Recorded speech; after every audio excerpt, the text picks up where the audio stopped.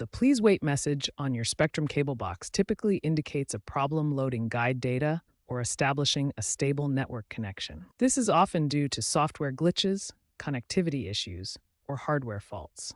Essentially, your box is struggling to connect to Spectrum's network or download necessary data to function. This issue persists despite firmware updates and is often related to network handshakes, guide data loading, or software glitches.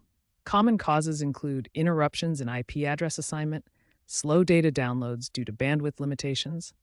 You ideally need at least 25 Mbps, or incomplete firmware updates that leave your box stuck in a waiting loop.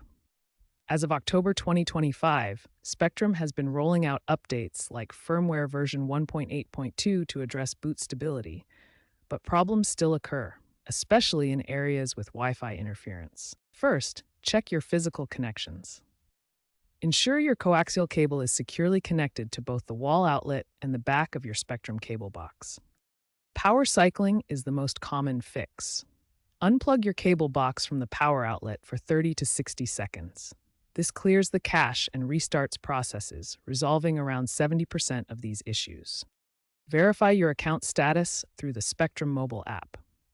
Ensure your account is active and there are no billing issues. Try using a wired Ethernet connection instead of Wi-Fi, especially if you suspect Wi-Fi congestion. This is often better in urban areas like Los Angeles. Perform a factory reset to resolve persistent issues. Note that this will erase any custom settings on your cable box. Update your Spectrum mobile app to version 2.1, which includes remote diagnostics features.